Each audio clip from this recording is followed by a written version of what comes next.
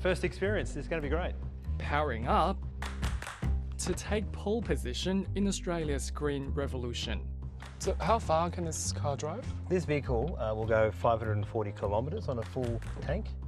While Chinese carmaker BYD has ambitions to overtake Tesla as the #1 seller of electric vehicles, it recognises some Australians aren't ready to make the transition. We've introduced plug-in hybrids, which of course have both a battery and an engine, to be able to just make that more easier step for consumers around those issues with range anxiety, to jump from their traditional ICE engine.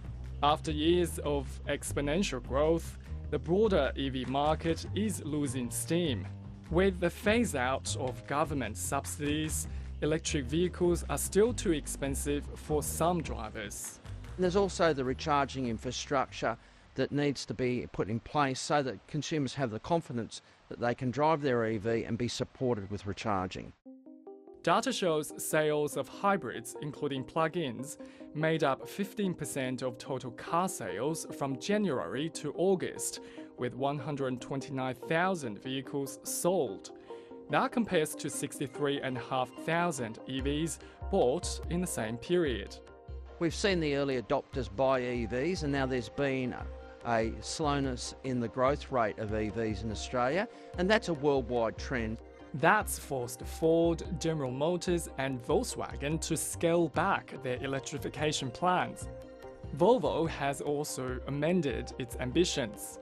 While it scrapped a global target to go fully electric by the end of the decade, it's keeping its goal to offer only EVs in Australia by 2026. But that comes with a caveat.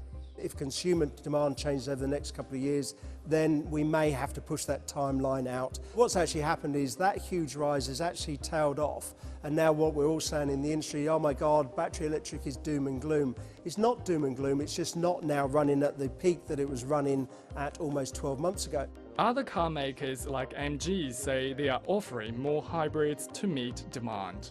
In November, we'll have a small SUV with a hybrid, the ZS Hybrid Plus, and then next year we'll add some more hybrids to our range. Toyota first introduced hybrid technology in Australia back in 2001. The Japanese carmaker dominates the market and says while EVs may eventually take the lead, it may take some years for the industry to overcome certain challenges, like sourcing battery materials. With demand for EVs waning, there is a risk state governments will miss their targets. But the industry hopes the National Vehicle Efficiency Standard, which comes in next year, will boost uptake. Will mean that the average Australian has access to many more types of EVs in both the range and the volume. It means that their cars are going to be cheaper, both to own and to run. Another roadblock. Tariffs will soon be added to Chinese EVs in the US and potentially in Europe, which will drive up the price for consumers. While tariffs aren't being considered in Australia, there are concerns over how those car manufacturers handle personal information. Most of the data is actually held in the car and retained there, so it's not transmitted. But there is some data that is held in Sweden, and that's represented in their agreement that we sign with our customers. Chinese EV brands say they abide by Australian laws.